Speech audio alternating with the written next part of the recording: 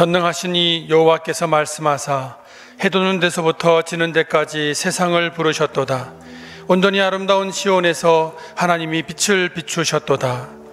이스라엘아 들으라. 우리 하나님 여호와는 오직 유일한 여호와이시니 너는 마음을 다하고 뜻을 다하고 힘을 다하여 내 하나님 여호와를 사랑하라. 아멘. 우리 전심으로 하나님 아버지께 찬양을 드립시다.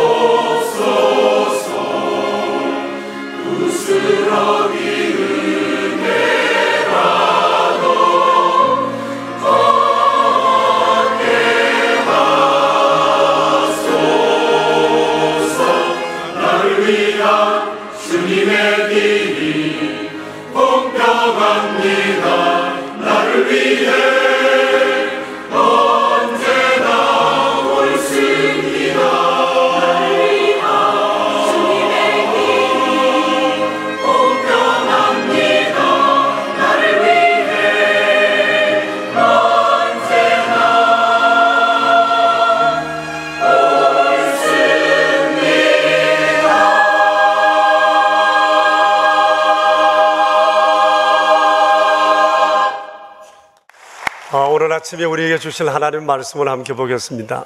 사무엘상 23장입니다. 23장 1절에서 5절에 있는 말씀입니다.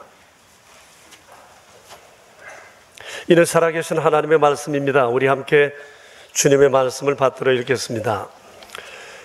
사람들이 다윗에게 전하여 이르되 보소서 블레셋 사람이 그일라를 쳐서 그 타작마당을 탈취하더이다 하니 이에 다윗이 여호와께 묻자와 이르되 내가 가서 이 블레셋 사람을 치리이까?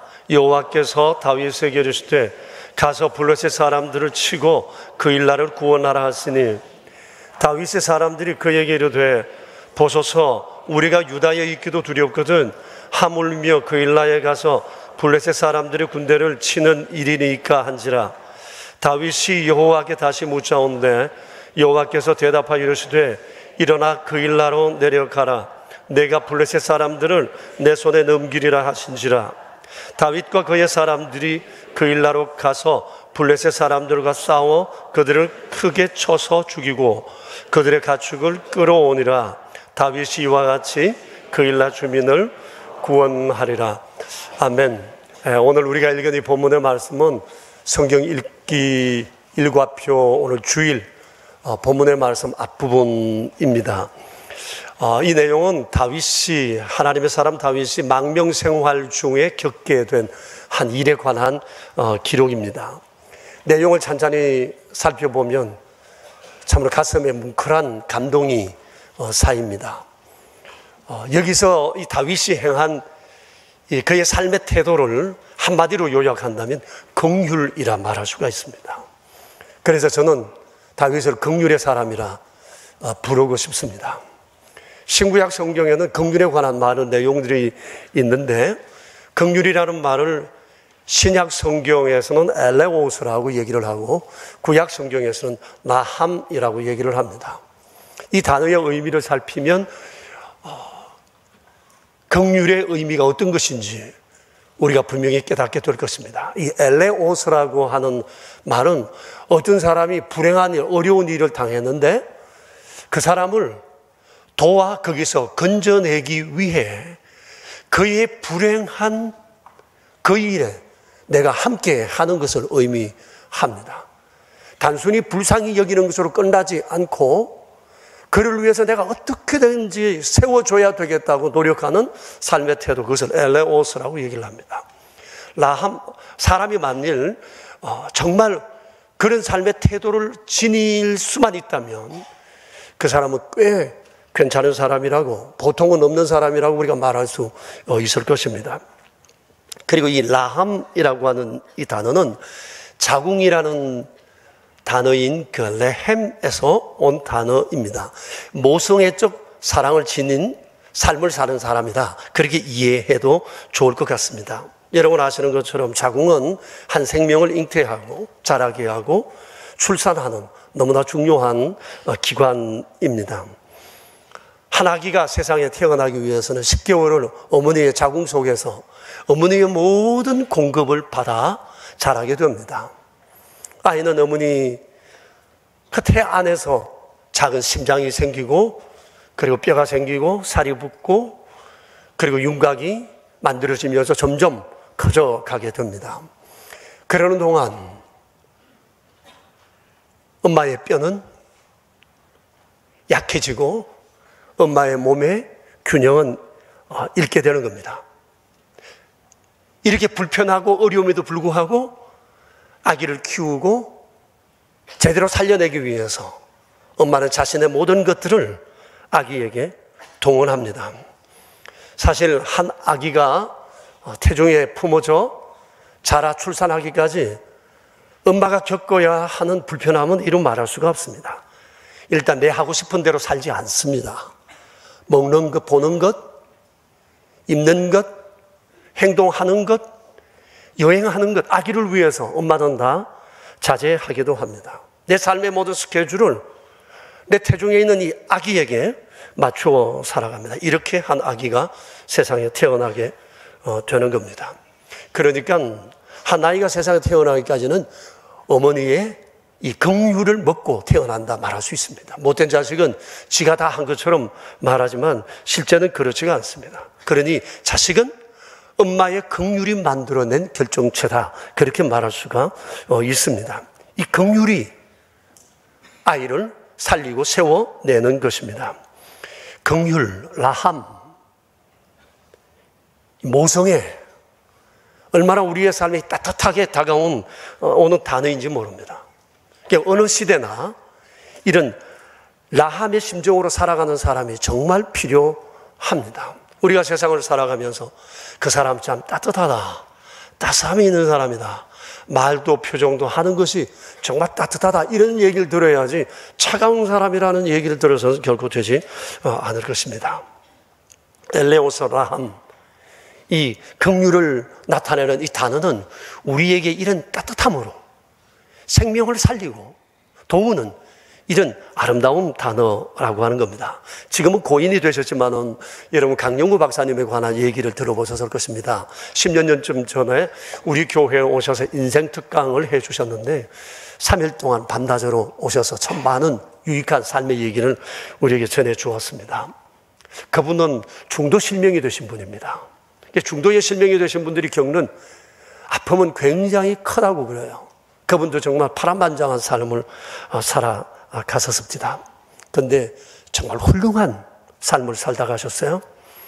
맹인으로서 우리나라 미국 국비 유학생으로 처음 발탁이 되셨고 그곳에서 박사학위를 마치고 일리노이 주립대학에서 교수로 일하셨습니다. 그러는 중에 아들 부시 행정부 때 2텀이나 그는 미국 장애인 그 위원회 소속에서 가장 수장으로 역할을 크게 했던 분이기도 합니다. 3일 동안 그분을 모시고 다니면서 앞을 보지 못하는 그분이 얼마나 성품이 맑고 표정이 밝고 부드럽고 아름다운지 정말 큰 감동을 받은 적이 있습니다.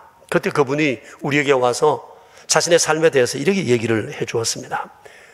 오늘 나를 있게 한 요인이 있는데 그게 둘로 말할 수 있습니다. 하나는 하나님의 긍휼이고 또 다른 하나는 긍휼한 마음을 가진 크리스찬들입니다. 일반적으로 맹인을 보면 무시하거나 때로는 재수 없다고 말하는 사람들이 있는데 한국에서나 미국에서나 크리스찬들은 그렇지 않았습니다. 특히 나의 인생은 미국에서 꽃을 피웠는데 미국에서 내가 만난 대부분의 사람들은 나를 따뜻하게 대해 주었습니다. 내가 길거리에 나갈 때나 차를 탈 때나 음식점에 갔을 때나 마켓에 갔을 때도 사람들은 내게 다가와 긍휼을 베풀어 주었습니다. 그것이 내 삶의 자양분이 되어 오늘 나는 여기에 있습니다.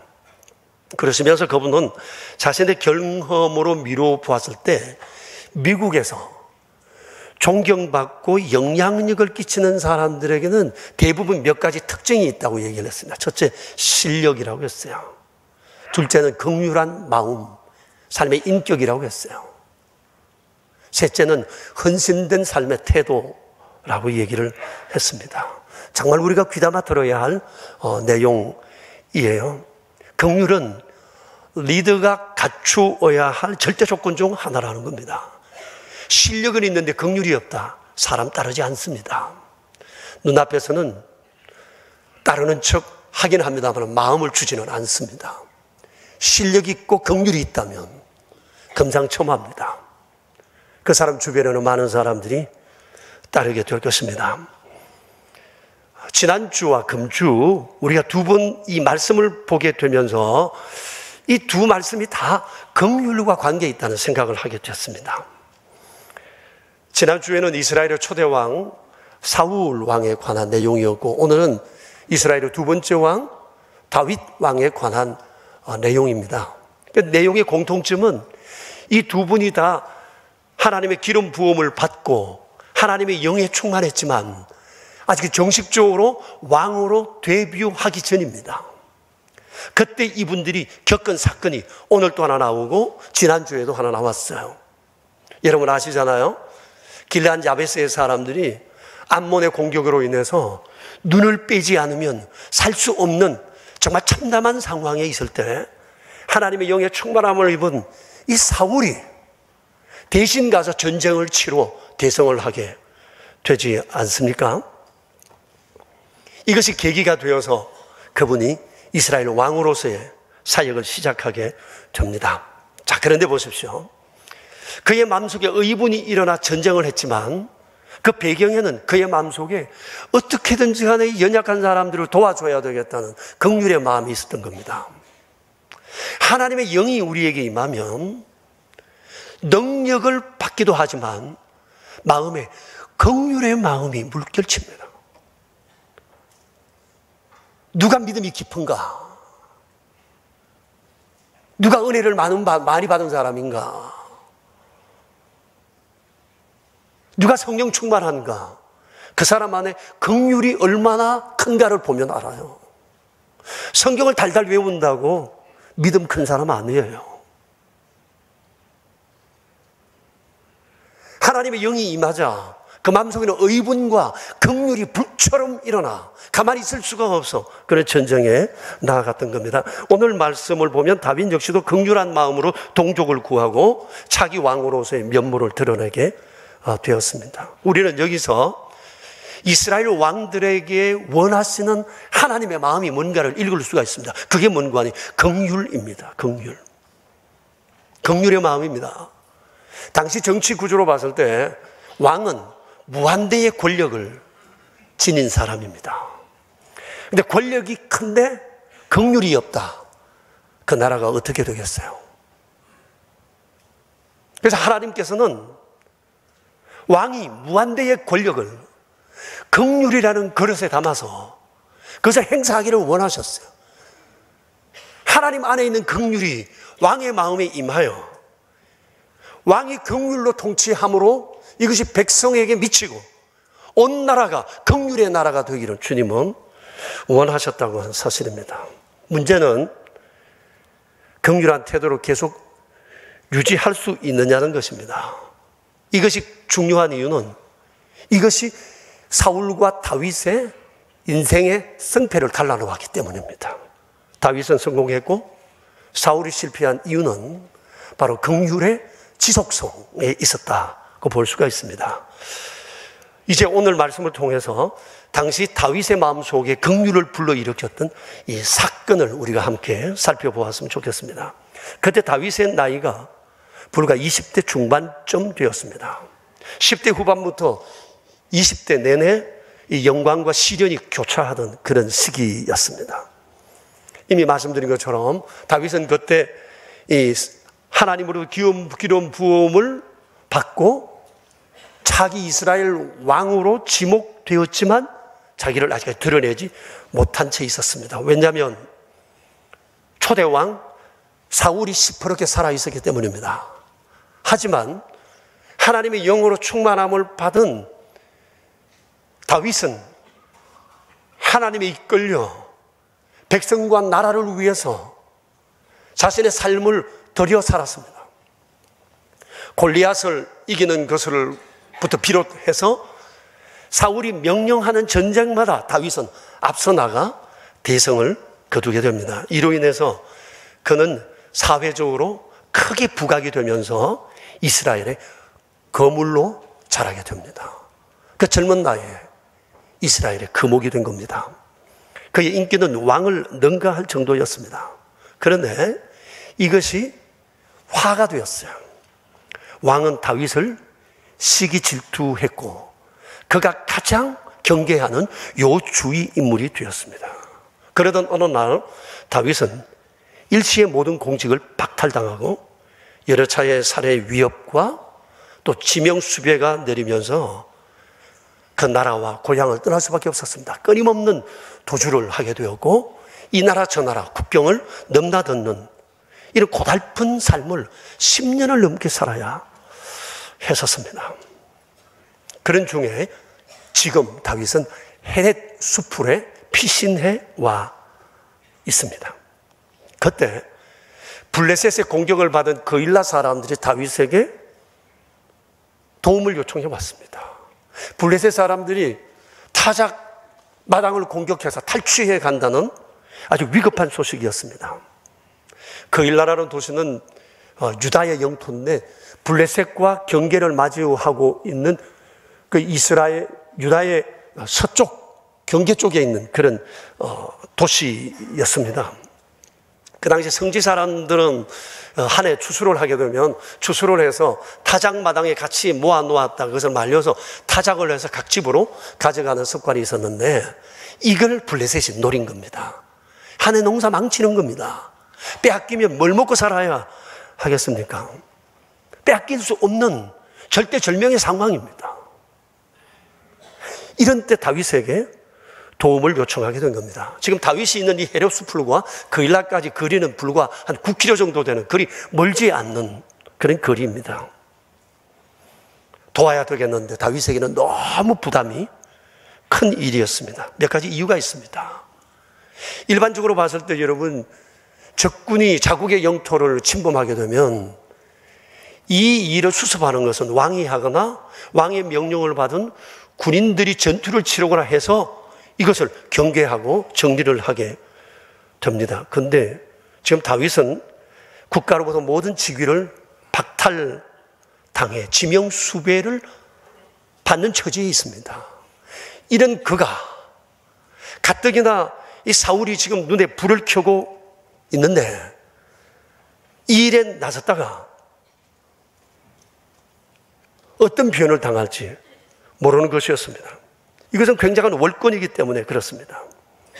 그리고 지금 다윗은 도피하는 중에 있기 때문에 자기가 지금 숨어 있는 위치를 드러내는 꼴이 되기 때문에 나서기가 쉽지 않은 일이었습니다. 또 하나 자신의 군사력이 매우 작습니다. 지금 자기 주변에 400명이라는 사람이 있기는 있습니다. 근데 이 사람들은 군사훈련을 받은 사람들이 아니에요. 사울의 핍박을 받아서 마음에 한을 품고 있는 서름을 받은 사람들이에요. 그리고 오합지도 400명이 그 주변에 모여 있다고 보면 됩니다. 이 사람들을 데리고 호전적인 블레셋 군대와 싸운다고 하는 것은 계란으로 바위치기였습니다. 그러니 이런 형편을 두고 봤을 때 다윗은 자기 앞가림도 하기 어려운 상황에 처해 있다, 그렇게 볼 수가 있습니다. 그런데 왜 사람들은 어려움이 생기면 다윗에게 도움을 요청했을까요? 이것도 팔자입니다. 보면 여러분, 사람들이 뭐 아무나에게 도움을 요청하는 건 아니잖아요. 저 사람이 뭔가 도울 만한 위치에 있고 뭔가 좀 도울 만한 것을 가졌다고 생각하니까 도움을 요청하지 않겠어요? 그러니까 사람들이 볼 때 다윗은 좀 있어 보이는 사람입니다. 내게 뭔가 좀 도움을 줄 수 있는 사람처럼 보인 거예요. 그래서 이런 위기 속에 있는 다윗을 자기들도 위기를 만나 어떻게 할 수 없어 다윗에게 요청을 청했던 것 같습니다. 그리고 또 하나는 당시 이스라엘이 국내적으로 매우 어수선하고 큰 홍역을 치르고 있었습니다. 사울이라는 왕이 그 땅을 다스리고 있었지만 그 사람의 국정 제일 과제는 백성들이 아니었고 다윗과 그 주변 인물들을 제거하는 거였습니다. 여기에 혈안이 되어 있었습니다. 국정은 아주 소홀히 되어 있었어요. 여러분, 실제로 다윗을 도왔다는 이유로 사울 임금은 자기 아들 요나단을 창으로 던져 죽이려고 했습니다. 물론 실패되었지만요. 그리고 이 사무엘상 22장을 보면 다윗이 배가 고파 아히멜렉 제사장에 가서 실로의 주의 성전에서 나온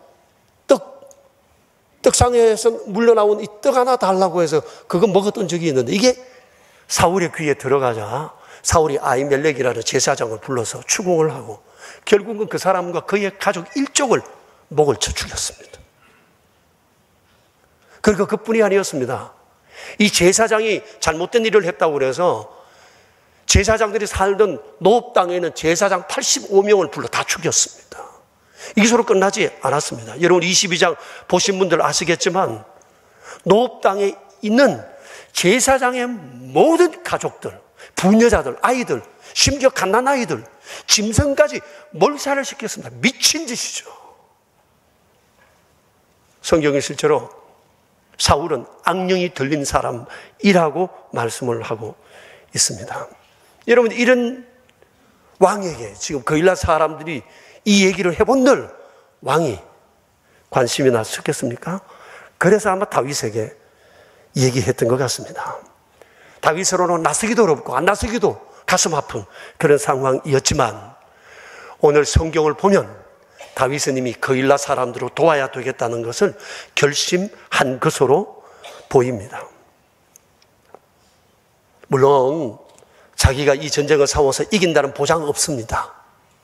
어쩌면 이 전쟁이 자기에게 마지막 삶의 길일지도 몰랐습니다. 이 전쟁을 치르고 그는 전사할지도 모릅니다. 그럼에도 불구하고 자기 안에 어려운 사람들을 도와야 되겠다는 긍휼의 마음을 멈출 수가 없었습니다. 그리고 사실 다윗도 지금 망명을 전후해서 많은 사람들의 도움을 받아 그가 오늘 여기에 와 있습니다. 보십시오. 왕의 아들 요나단이 그를 적극적으로 도와주었습니다. 왕의 딸 미갈 공주가 도왔습니다. 다윗 주변에는 몇몇 부하들이 다윗을 도왔습니다. 선지자 갓이 끊임없이 그에게 멘토 역할을 해주었습니다. 아히멜렉이 떡덩이 주었다고 죽을 정도가 되는 상황에서도 불구하고 그가 도왔습니다. 망명길에 만난 타국의 이방 왕들이 또 다윗을 도왔습니다. 그리고 지금 자기 옆에 400명이 다윗을 돕겠다고 온 사람들도 있습니다. 생각해 봅니다.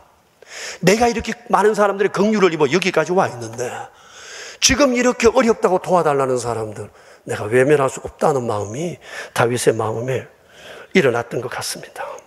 다윗은 이미 결심을 마쳤고 마지막 하나님의 제가를 받기 위해 하나님 앞에 여쭈었습니다. 그게 2절 내용입니다. 보십시오. 이렇게 말씀합니다. 여호와께 묻자와 이르되 내가 가서 이 블레셋 사람을 치리이까? 하나님의 뜻도 그 일날을 도우라는 것이었어요. 긍휼을 베푸는 것이 하나님의 뜻이었습니다. 그런데 3절을 보시면 그때 다윗의 사람들이 반대하고 나섰습니다. 그들이 하는 말이 뭐죠? 우리가 유다에 있기도 두렵거든 하물며 거일라에 가서 블레셋 사람들의 군대를 어떻게 치겠는가? 지금도 우리가 간신히 이 수풀의 피신에 있는데 우리가 이곳에 있다는 것을 들었는데요. 사울로부터 죽음을 자초할 필요가 없지 않겠느냐? 그 얘기입니다. 타당하죠. 합리적인 얘기죠. 다윗은 리더로서 밀고 나갈 수 있었지만 팀워크가 중요했기 때문에 그들을 위해서 다시 한번 하나님 앞에 물었습니다. 4절 말씀을 보면 그가 하나님 앞에 기도했습니다. 하나님의 대답은 한결같았습니다. 일어나 그 일나로 내려가라. 내가 블레셋 사람을 내 손에 넘기겠다 하셨습니다. 그래서 이 사람들이 마음을 모아 하나님의 뜻에 순종해서 전쟁에 임했고 대성을 거두었습니다. 저는 이것이 긍휼의 승리였다고 생각합니다. 때로는 긍휼은 할 수 없는 일, 또 감당할 수 있는 힘을 주고 넘을 수 없는 산들을 넘을 수 있는 용기도 준다고 생각합니다. 사실 내 코가 석자인데 남을 돕는다는 건 정말 쉽지 않습니다. 그리고 다윗은 핑계거리도 좀 충분합니다. 그럼에도 불구하고 동족의 어려움을 보고 그냥 넘어가지 못했습니다. 감동이지 않습니까? 여러분, 이 성경 짧은 구절 이것을 그대로 보시면 우리가 별로 내용을 충분히 보지 못하지만 이 배경을 구체적으로 살펴보면 정말로 감동적입니다. 이럴 수가 없는 거지 않습니까? 긍휼은 다윗의 통치 이념 가운데 하나였습니다. 이후로도 다윗은 사람들을 대할 때, 나라를 다스릴 때 무한 권력을 긍휼의 그릇에 담아 그는 통치해 갔습니다. 그런데 사울 왕은 그렇지 않았어요. 사울의 긍휼은 그때 단 한때뿐이었습니다. 이것이 두 왕의 인생의 승패를 갈라놓은 요인이 된 겁니다. 자, 이를 통해 볼 때 아주 분명해지는 것이 있습니다.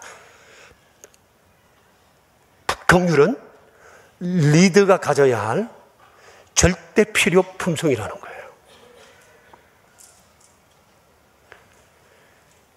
리더는 많이 알았으면 되는 것도 아니에요. 힘만 세서 되는 것도 아닙니다.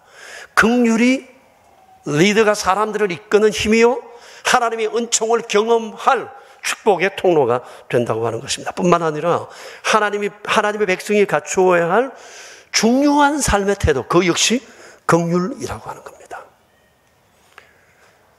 마태복음 9장 13절에서 예수님이 이렇게 말씀하셨습니다. 내가 긍휼을 원하고 제사를 원하지 않는다.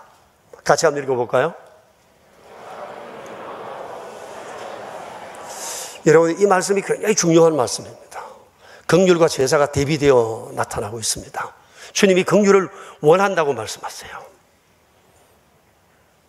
쉽게 말씀드리면 이겁니다. 긍휼은 신약 시대를 대변하는 핵심 단어라면 제사는 구약 시대를 대변하는 핵심 단어예요. 근데 주님 말씀하십니다. 이제 긍휼은 제사를 초월한다는 거예요. 이제 제사의 시대는 끝나고 긍휼의 시대가 열렸다는 거예요. 신약 시대는 긍휼을 좀 더 구체적으로 나타보고 있는 시대가 되었음을 선언하는 거예요. 여러분 보십시오. 전부 다 긍휼로 우리가 이해될 수 있어요. 하나님께서 하늘 보좌 버리시고 이 땅에 사람의 몸을 입고 오셨어요. 죄인된 인간을 살리시기 위한 하나님의 긍휼 때문이에요. 죽으실 줄 아시면서도 예수님 오셔서 십자가의 길을 그대로 걸어가셨어요. 죄인들을 살리시기 위한 주님의 긍휼이 있어요. 온 세상 사람들, 가진 사람들, 좀 아는 사람들, 인간 취급하지 않던 사람들을 택하여 제자 삼으신 것도 긍휼이 있어요.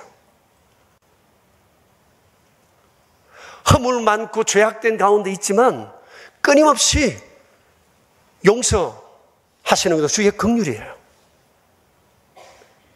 죄 많은 우리를 아무 조건 묻지 않으시고 불러 자녀 삼으신 것 주의 긍휼이에요. 허물 많으나 사죄하심도 긍휼이시고 우리가 기도할 때마다 우리의 기도에 귀 기울여 응답하심도 주의 긍휼이세요. 오늘 찬양 때 찬양했지만 때로는 응답하지 아니하심도 긍휼이세요. 우리에게 무엇이 필요하신지 아시는 주님이세요. 그래서 주님은 그 몸으로 제사를 끝내시고 긍휼의 시대를 여신 거예요.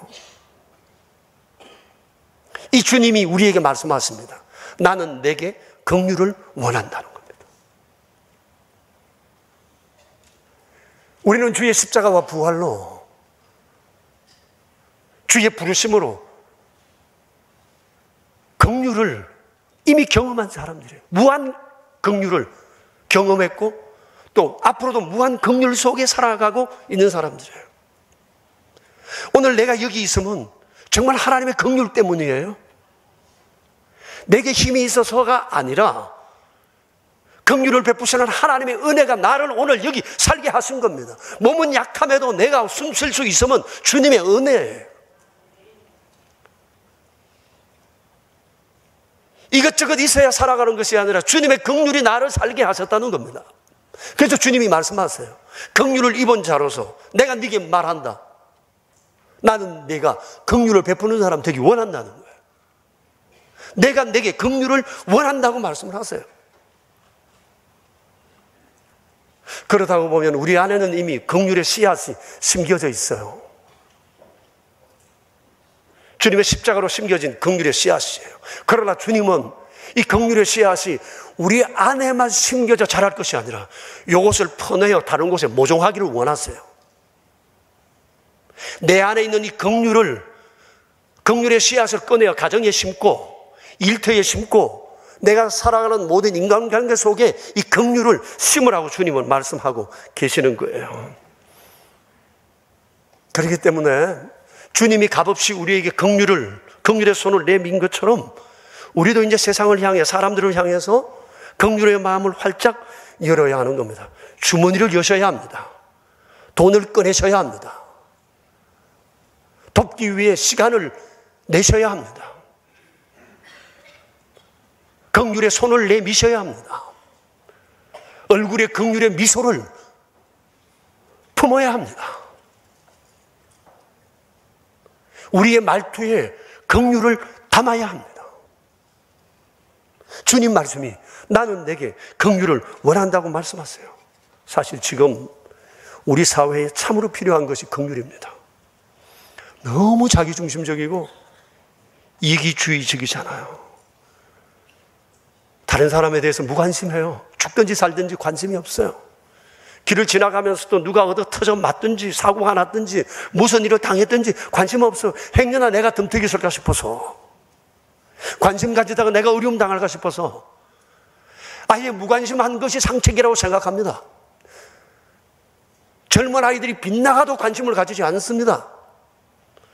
학교 선생님들이 아이들을 제대로 다스리고 싶은데 부모들은 지나친 간섭이라고 얘기하기 때문에 이 자식이 비뚤어지든지 공부를 하든지 하는 내식이 어떻든지 상관하지 않는 교사들도 많아진다고 그러지 않습니까? 오죽 답답했으면 그러겠어요. 관심을 가지는 것이 어려운 세상이 돼요. 세상은 점점 무관심에 내팽개칩니다. 내가 바로 그 무관심의 대상이 될 수가 있다는 거예요. 뿐만 아니잖아요. 지금 우리 사회는 서로 적대적인 관계가 형성되어 있습니다. 내 반대편에 서 있는 사람은 죽어도 관심 없어요. 그의 불행은 나와 아무런 관계가 없어요. 돌처럼 차가워진 마음, 얼음처럼 냉한 마음, 냉랭한 찬바람이 부는 이런 인간관계가 우리 사회에 지금 형성되고 있습니다. 돈 있으면 뭐하고 잘 입으면 뭐합니까? 관계가 깨어지고 있는데 어쩌면 그 반석 같은 그 돌벼락을 내가 맞을 수도 있는데, 이런 사회 속에 참으로 필요한 것이 긍휼이에요. 탈무드를 보면 긍휼과 관련해서 이런 얘기가 나옵니다. 어떤 아버지가 자기 아들에게 이웃에 가서 낫을 좀 빌려오라고 그랬어요. 근데 아들이 낫을 빌리러 갔는데 그 사람이 낫이 여러 개 있는데도 낫을 안 빌려준 거예요. 너무 기분이 나빠서 무시당한 것 같고 집에 왔습니다. 그러더니 아버지가 하는 얘기가, 야, 그러면 우리 이자판에 새 낫 하나 구입하자. 이래서 아주 날 잘 쓴 새 낫을 하나 구입을 했답니다. 근데 얼마 뒤에 이 소식을 듣고 그 이웃 사람이 그 새 낫 좀 빌려달라고 왔습니다. 아들이 막 기분이 나빠가지고 있는데 아버지가, 얘야, 그 낫 빌려주라 그럽니다. 아버지 말씀이니까 빌려주기는 했지만 아들은 불만이 너무 많습니다. 저 사람은 빌려달라 할 때 한 낫도 안 빌려줬는데 이제 산지 얼마 전에 새 낫을 빌려줘야 되다니 화를 막 내고 있는데, 그 사람 보내고 난 다음에 아버지가 이런 얘기를 합니다. 얘야, 저 사람이 빌려주지 않았기 때문에 우리가 빌려주지 않는다면 이건 복수다. 저 사람이 빌려주지 않았기 때문에 우리는 빌려준다. 그럼 이건 정오다. 저 사람은 우리에게 빌려주지 않았지만 저 사람이 지금 필요하다고 하니 필요한 것을 주면 이것은 긍휼이라. 그런 얘기를 했습니다. 그렇게 자식을 키웠다는 거예요. 한번 여러분 우리 자신으로 돌아보십시오. 나를 지금 어떤 마음으로 살아갑니까? 복수하고자 하는 마음입니까? 아니면 정오입니까?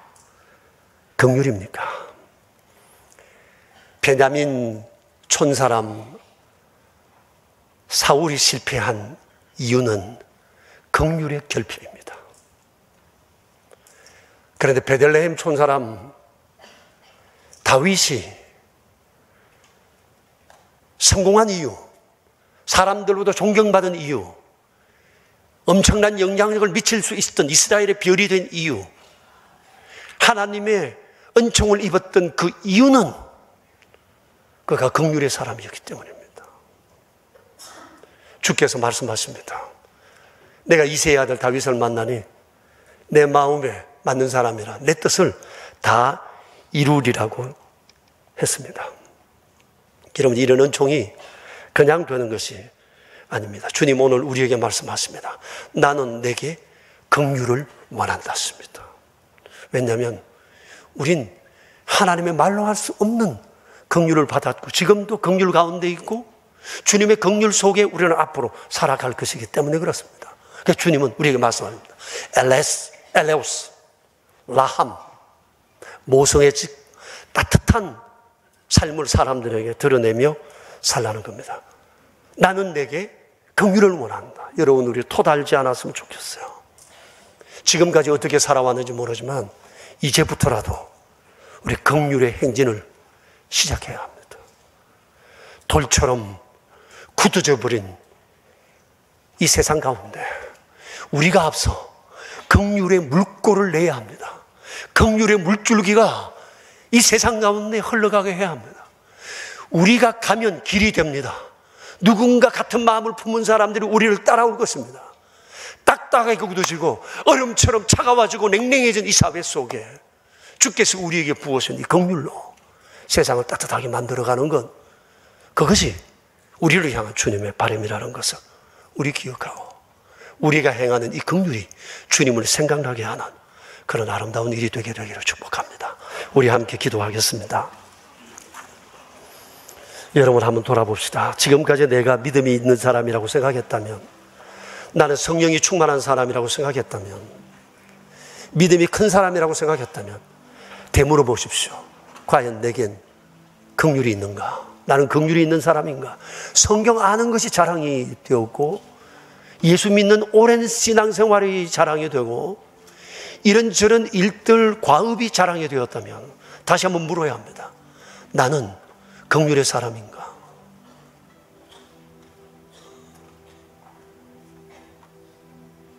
베냐민 촌사람 사울이 실패한 것은 긍휼이 결핍되었기 때문입니다. 안 됩니다.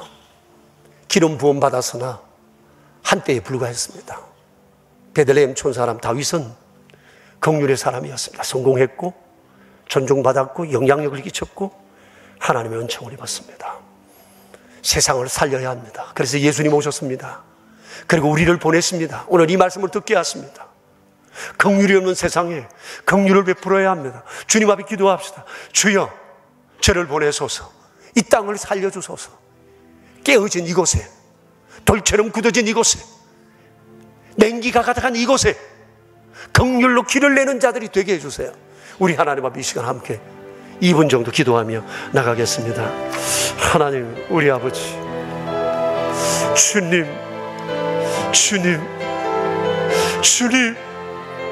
굳어진 우리의 심령에 찾아오셔서, 자격 없는 우리에게 찾아오셔서 긍휼을 베푸시어 주의 자녀 되게 하시며, 험악한 세상 가운데 주의 긍휼 베풀 오늘 저희를 여기까지 인도하신 주님께 감사를 드립니다. 허물 많은 우리 사랑하신 주님, 긍휼의 씨앗을 우리 가운데 심고 세상에 나가 이것을 퍼뜨리기를 원하시는 주여, 주님, 우리 새롭게 하시고 우리에게 새로운 다짐이 있게 하시고, 주님, 우리로 하여금 냉랭해진 세상을 새롭게 하나님의 사랑으로 채워갈 수 있도록 도와주십시오. 주님, 사울과 다윗 똑같은 환경에서 시작했지만 그들의 인생의 결과가 그토록 달랐던 이유는 그들에게 긍휼이 있는가, 긍휼이 지속되고 있는가라고 하는 문제였습니다. 정식으로 왕으로 데뷔하기 전 그들에게 주님은 어쩌면 긍휼로 그들을 테스트 하셨는지 모릅니다.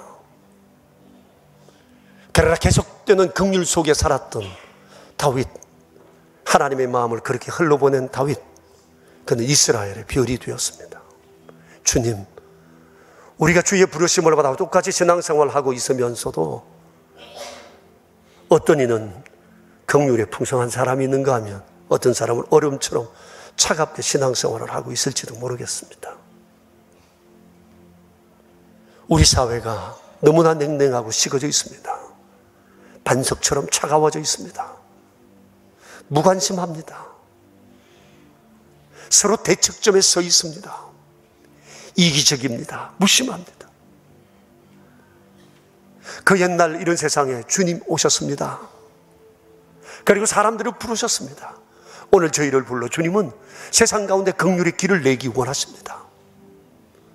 주님, 저희에게 주께서 부으신 이 긍휼 다시 한번 충만케 하셔서 우리가 가는 곳마다 긍휼의 씨앗이 심겨져 자라게 하시고, 그것이 세상에 긍휼을 베푸는 모판이 되게 하시고, 곳곳마다 긍휼의 나무가 자라가는 은혜가 이 땅 가운데 있게 하여 주사 우리 대한민국 다시 한번 회복시키시고 살려 주시옵소서.